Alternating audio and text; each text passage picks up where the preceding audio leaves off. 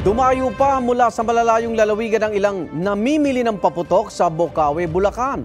3 araw bago ang pagsalubong sa bagong taon. May unang balita live si James Agustin. James! Gan, madaling araw pa lamang kanina ay marami nang namimili ng mga paputok at pailaw sa hilera ng mga tindahan yan. Dito po yan sa Bocaue sa Bulacan. 24 oras na ang bukas ang maraming tindahan dito sa lugar. Galing pang Dasmariñas, Cavite si Ellen at dumayo sa Bocaue, Bulacan para bumili ng mga paputok at pailaw. Ilan sa mga binili niya ay cone fountain at aerial fireworks. Para hindi maipit sa traffic, kasi pagka umalis ka ng yung maaga na, sobrang traffic talaga. Tradisyon na talaga namin yan every year na yun po talaga ay parang sa paniniwala ko pang pag-good vibes, papatanggal ng malas at pampaswerte. Si Rowena inagahan din ng punta dahil galing pa siya sa Bacoor, Cavite.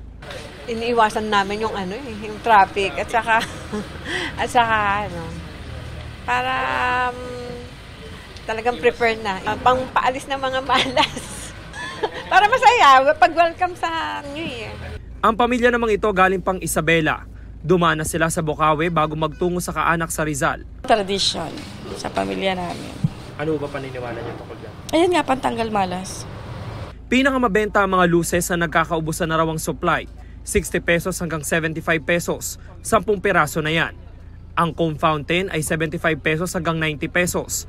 May tube fountain na 150 pesos hanggang 900 pesos ang kada isa. Ang sparklers ay 80 pesos hanggang 100 pesos. Mabenta rin ang mga aerial fireworks. 1,200 pesos ang 16 shots, habang 5,000 pesos ang 36 shots. Kung may budget, maring subukan ng mas maraming shots ng aerial fireworks na 18,000 pesos hanggang 20,000 pesos. Ang ilang tindahan bukas na 24 oras dahil inaasahan na dagsa ng mga mamimili lalo na ngayong araw hanggang weekend.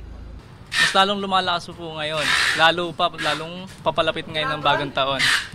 Kamusta naman yung presyo? Medyo bahagyang tumataas kasi naubusan na kami ng supplier.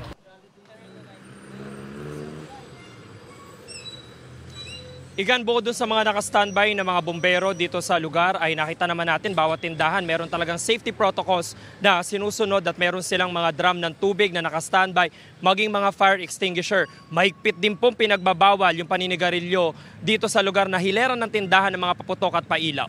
Yan muna ilitas mula rito sa Bocaue, Bulacan. Ako po si James Agustin para sa GMA Integrated News.